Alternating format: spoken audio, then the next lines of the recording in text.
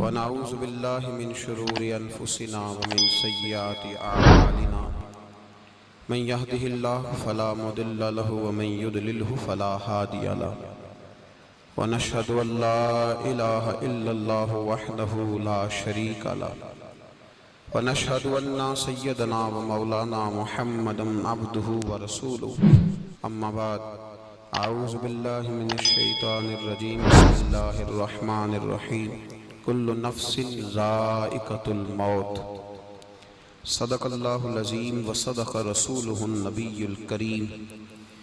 ان اللہ وملائکتہ یصلون علی النبی یا ایہا الذین آمنوا صلوا علیہ وسلموا تسلیما اللہم صلی علی سیدنا و مولانا محمد معدن الجود والکرم وعلیہ وصحبہ وبارک وسلم۔ حمد و صلاۃ کے بعد لیلۃ القدر کی خوبصورت ٹھنڈی اور رحمت الہی سے بھرپور یہ رات ہے۔ اللہ تبارک و تعالیٰ نے بہت سارے ایسے مواقع رکھے ہیں جہاں ہمیں حکم دیا ہے کہ تم مجھ سے معافی مانگو، میں تمہارے گناہ معاف کروں گا۔ فرمایا کہ جو آدمی فرض نماز کے بعد اللہ سے دعا مانگے، اپنے گناہوں کی معافی مانگے، اللہ اسے معاف فرما دے گا۔ حضور نے فرمایا جو نماز کے بعد 33 بار سبحان اللہ، 33 بار الحمدللہ، 34 بار اللہ اکبر پڑھے گا، اس کے گناہ سمندر کی جھاگ کے برابر بھی ہوئے تو اللہ معاف فرما دے گا۔ نبی پاک صلی اللہ تعالیٰ علیہ وآلہ وسلم نے ارشاد فرمایا جو بندہ زندگی میں ایک دفعہ بھی نماز تسبیح پڑھ لے، اس کے گناہ سمندر کے جھاگ کے برابر بھی ہوئے تو اللہ معاف فرما دے گا۔ نبی پاک صلی اللہ علیہ وسلم نے فرمایا من قام ایمانا و احتسابا غفر لہ ما تقدم من ذنبک، جو رمضان المبارک میں احتساب کی نیت سے اور ایمان کے ساتھ قیام کرے گا، نماز پڑھے گا، تراویح پڑھے گا، عبادت کرے گا، اللہ اس کے گناہ معاف فرما دے گا۔ حضور صلی اللہ تعالیٰ علیہ وسلم نے فرمایا جو آدمی حج کرنے جائے گا، میدان عرفات میں رکے گا، وہ جب واپس لوٹے گا تو اللہ اس کے سارے گناہ معاف فرما دے گا۔ شب برات آئی تو حضور نے فرمایا آ کے مسجد میں معافی مانگو، اللہ تمہارے گناہوں کو معاف فرما دے گا۔ حضور نے فرمایا شب قدر آئی تو معافی مانگو، اللہ تمہارے گناہوں کو۔ یہ ساری حدیثیں میں نے ایک ہی دفعہ ساری سنا دی آپ کو۔ سوال یہ ہے میرے بھائی کہ رب تو کہہ رہا ہے تو آ کے معافی مانگ، آئی کوئی نہیں رہا معافی مانگنے۔ سوال یہ تھا کہ یا رسول اللہ صلی اللہ علیہ وسلم ایک بندے نے فجر کے وقت 33 بار سبحان اللہ، 33 بار الحمدللہ، 34 بار اللہ اکبر پڑھا ہے، گناہ تو معاف ہو گئے سارے، اب زور کے بعد پھر کیوں پڑھے، دوبارہ معافی مانگے؟ اچھا زور کے وقت پھر اس نے یہ وظیفہ کیا، گناہ معاف ہو گئے، بسر کے بعد پھر کیا کرے؟ دوبارہ پڑھے کہ چھوڑ دے؟ بولیے تھوڑا تھوڑا کیوں جی؟ ابھی تو اس نے زور کے وقت گناہ معاف کرائے، پھر پڑھے، پھر معافی مانگے، پھر فرمایا کہ مغرب کے بعد پھر پڑھ، لفظ ہے ہر نماز کے بعد پڑھ۔ او بھائی ہمارا تو یہ دعویٰ ہو گیا ہے، اب کہتے ہیں جی میں نے کوئی ایسا کام ہی نہیں کیا، رسا پتہ ہی نہیں، کبھی کسی کے ساتھ دھوکہ نہیں کیا، فریب نہیں کیا، فراڈ نہیں کیا، حرام نہیں کھایا، پتہ نہیں سختی کیوں آ گئی ہے، پتہ نہیں سختی کیوں آ گئی ہے۔ او بھائی اچھی طرح ٹٹول کے دیکھ لے، کہیں تو نے اپنے ابا جی کے ساتھ ہی نہ دھوکہ کر دیا ہو، خدمت نہ صحیح ہو تو یہ بھی تو دھوکہ ہے نا، ماں کا پورا حق ادا نہ کرنا بھی تو دھوکہ ہے، بیوی کے حقوق کما حقہ ادا نہ کرنا بھی تو زیادتی ہے، اپنے بھائی کے ساتھ 1 انچ جگہ کا ظلم کر دینا یہ زیادتی نہیں؟ ہمارا یہ دعویٰ ہے کہ ہم پرہیزگار لوگ ہیں، ہم نیک لوگ ہیں، ہمیں معافی کی ضرورت ہی نہیں۔ اللہ فرماتا ہے آ کے مانگ معافی، کتنے لوگ معافی مانگنے آتے ہیں؟ پرواہ نہیں، بار بار کہتا ہے تو آجا معافی مانگ لے۔ زور کے وقت تو نے نماز پڑھی، عبادت کی، عصر تک تو پھر بھول گیا ہوگا، خطا ہو گئی ہوگی، آجا، تو بھول گیا ہے، تو مانتا نہیں پر تو بھول گیا ہے۔ ہو گئی ہے تجھ سے غلطی پر تو مان نہیں رہا، آ جا واپس، آ کے پڑھ مغرب کی نماز، میں تجھے معاف کر دوں گا، آ جا میں تجھے بخش دوں گا۔ میرے نبی پاک صلی اللہ علیہ وسلم نے فرمایا جس نے رمضان کے روزے رکھے اللہ اس کے گناہ بخش دے گا، اور جس نے اگلے سال پھر روزے رکھے جو بیچ میں گناہ ہوئے گے اللہ تعالیٰ وہ ان کو معاف فرما دے گا۔ او بھائی حضور بار بار کہہ رہے ہیں تو آ جا تو آ جا تو آ جا، اور یہاں لوگ ڈٹے ہوئے ہیں، ڈٹے ہوئے ہیں۔ اور میرے نبی پاک صلی اللہ علیہ وسلم نے یہاں وضاحت نہیں فرمائی کہ صرف گناہگار آئے، نمازیں گناہگار پڑھتے ہیں، صرف گناہگار آدمی کھڑا ہوتا ہے نماز، ولی اللہ نمازیں نہیں پڑھتے، ان سے بھی کہا معافی مانگو، معافی مانگو مجھ سے، اس لیے کہ اللہ تبارک و تعالیٰ کی عبادت کے حق تک پہنچنا کسی کے بس کی بات، بار بار معافی مانگو، آؤ بار بار جھکو، بار بار کہو اے اللہ یہاں بھی بھول گئے ہوں گے، وہاں بھی بھول گئے ہوں گے، اور ہمارے بزرگوں نے تو فرمایا جو گناہ تمہیں یاد ہیں ان کی بھی معافی مانگو، اور جو تمہیں یاد نہیں مالک سے ان کی بھی معافی مانگ لو، اس لیے کہ قیامت کے دن ایک جملہ بھی بعض اوقات ایسا ہوگا جس کی وجہ سے بندہ الجھ جائے گا۔ صحیح بخاری مسلم میں لفظ ہیں، فرمایا ہو سکتا ہے تو نے ایک فقرہ کہہ دیا ہو تجھے یاد ہی نہ ہو، اور رب کریم نے اس ایک جملے کی وجہ سے تیرے لیے جہنم کا فیصلہ کر دیا ہو، احساس نہیں۔ ہم نے کتابوں میں پڑھا ہے کہ جب شب قدر آتی تھی نا مغرب کے بعد لوگ کانپنے لگ جاتے تھے، شب برات والے دن مغرب کے وقت لوگوں پہ راشا طاری ہوتا تھا، ہائے کیا بنے گا، لوگ معافیاں مانگتے تھے، اور سٹائل یہ ہوتا تھا کہ دروازوں پہ دستک دیتے تھے، جا کے دستک دیتے تھے، کہتے تھے یار میرا کوئی انداز تمہیں کہیں برا تو نہیں لگ گیا، کوئی بات تو نہیں میری تم تک پہنچی، مجھے معاف کر دینا آج شب قدر کی رات ہے۔ اور پھر مسجدوں میں لوگ آتے تھے تو نیک لوگ، پرہیزگار لوگ، اللہ تبارک و تعالیٰ کے پاک باز بندے جن کے لیے گمان بھی نہیں کہ وہ کوئی کبیرہ جرم کا ارتکاب کریں گے اور پھر اس پہ ڈٹیں گے، وہ لوگ بھی رویا کرتے تھے۔ میں اور آپ بڑے مست ہو گئے، رسم سی محسوس ہوتی ہے اب ہر محفل ہر مجلس، محسوس ایسے ہوتا ہے کہ جیسے وہ ذوق، وہ تڑپ، وہ شوق جس آدمی کے فرائض بھی میری طرح پورے نہیں، نمازیں بھی پوری نہیں، اس نے بھی سیدھی جیب کے اندر جنت کا ٹکٹ ڈالا ہوا ہے، فرائض تک پورے نہیں کر پایا، نوافل سنتیں واجبات تو بعد میں آئیں گے، ٹکٹ ڈال کے پھر رہا ہے، احساس ہی کوئی نہیں۔ پتہ نہیں کتنے پتھر اور سنگ دل ہو گئے ہم لوگ کہ وہ جو اندر درد تھا نا کہ یار وہ کہیں ایک بات، ایک جملہ، کہیں ایک لقمہ حرام کا، وہ کہیں فلاں جگہ پہ کوئی بے ادبی، وہ لوگوں پر بوجھ بنتے تھے، ان کے عیب جرم خطائیں،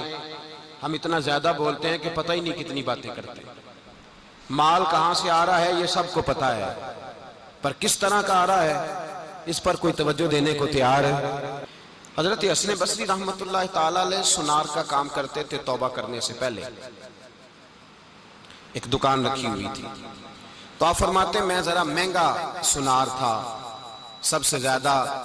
بغداد کے اندر قیمتی سونا میں بناتا تھا۔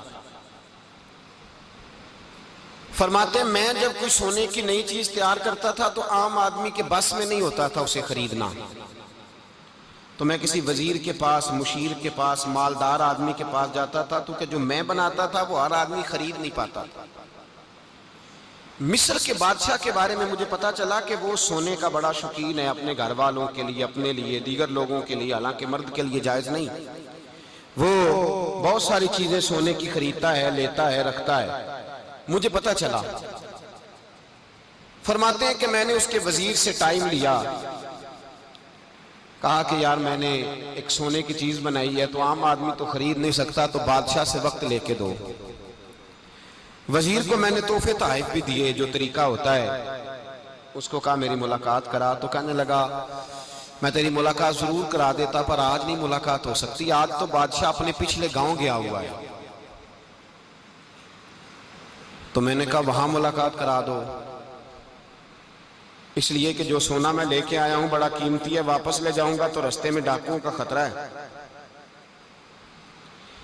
مجھے کہنے لگا ٹھیک ہے میں کرا دیتا ہوں۔ حضرت حسن بصری فرماتے ہیں وہ میرے ساتھ چلا، تو میں بادشاہ کے گاؤں تک پہنچ گیا۔ میں نے کچھ عجیب سا منظر دیکھا گاؤں میں پہنچ کر۔ ایک قبر ہے، قبر پر خیمہ لگا ہے۔ وزیر مجھے کہنے لگا یہاں بیٹھ جاؤ اور انتظار کرو، یہاں ایک رسم ہونے لگی ہے، جب اس سے فارغ ہو جائے گا بادشاہ تو میں تمہاری ملاقات کراؤں گا۔ فرماتے میں بیٹھ گیا تو میں نے ایک انوکھی سی رسم دیکھی۔ جو بڑے بڑے علماء تھے نا شہر کے، سب سے پہلے وہ آئے، بڑے چوٹی کے علماء، فقیہ لوگ، علم و فن پر جنہیں اللہ تبارک و تعالیٰ نے دسترس عطا فرمائی تھی، بڑے، میں جانتا تھا مصر کے علماء کو۔ کہتا وہ آئے اور قبر کے قریب ایک چکر انہوں نے لگایا اور وہ بیٹھ گئے۔ عجیب رسم دیکھی میں نے۔ حضرت خواجہ حسن بصری رحمت اللہ تعالیٰ علیہ فرماتے ہیں تھوڑی دیر گزری تو میں نے صوفیاء کو دیکھا، جو اللہ اللہ سکھانے والے لوگ تھے، درویش لوگ تھے، ان کی جماعت آئی، قبر کا چکر لگایا، بیٹھ گئی۔ تھوڑی دیر گزری تو ادیب، شعراء، کلام لکھنے والے لوگ آئے، ایک چکر لگایا تو بیٹھ گئے۔ پھر تھوڑی دیر گزری تو فرماتے ہیں کہ سپہ سالار، جرنیل قسم کے لوگ آئے، ہاتھ میں چھڑیاں ہیں، اسلحہ زیب تن کیا ہوا ہے، تلواریں نیزے پہنے ہوئے، ایک چکر لگایا، بیٹھ گئے۔ پھر میں نے دیکھا کہ ڈاکٹر، حکیم، طبیب آئے، بڑے بڑے نسخے ہاتھوں میں، قبر کے قریب ایک چکر لگایا تو بیٹھ گئے۔ پھر میں نے دیکھا حسین و جمیل عورتیں آئیں، ایک چکر قبر کا لگایا تو بیٹھ گئیں۔ خواجہ حسن بصری فرماتے ہیں اچانک میری نظر چندھیا گئی، میں تڑپ اٹھا جب میں نے دیکھا کہ بادشاہ نے اپنے سر سے تاج اتارا اور اپنے ہاتھ پہ رکھا۔ پھر بادشاہ قبر کے قریب گیا تو چیخے مار کے رویا، اس درد سے رویا کہ دو آدمی پکڑ کے خیمے میں لٹاتے ہیں۔ فرماتے ہیں مجھے وہ، میں جو کاروبار گیا تھا وہ مجھے بھول گیا۔ میں نے وزیر سے پوچھا کہ یہ کیا ماجرا ہے، میں نے اس طرح کا انداز کہیں دیکھا نہیں، کیا رسم ہے؟ تو وزیر کہنے لگا بات دراصل یہ ہے کہ بادشاہ پورے ملک کا، مصر کا حکمران ہے، اس کا ایک ہی بیٹا تھا۔ درجنوں درباروں کی حاضری اور سینکڑوں صوفیاء کی دعا اور کروڑوں اور لاکھوں لوگوں کو صدقے اور خیرات دے کر دعائیں کرا کے بادشاہ نے، کبھی پوچھو اس آدمی سے جس کے ہاں اولاد کوئی نہیں، پتہ نہیں کس منت کے ساتھ ایک بیٹا خدا سے لیا۔ بیٹا پڑھنے لگا، تعلیم میں بھی لائق، گھڑ سواری میں بھی لائق، تلوار میں بھی لائق، سارے علوم، فنون، وفا شعار بھی، اطاعت گزار بھی، ساری خوبیاں بچے میں پیدا ہوئیں۔ پھر ایک دن بیٹا رات کی تنہائی میں رویا، اماں جی بات سننا، ابا جی دوڑ کے آئے،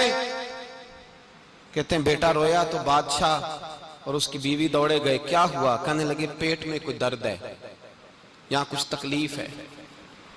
مصر سے لے کر بغداد اور بغداد سے لے کر پورے عرب کے حکیم آئے، سمجھ نہیں آئی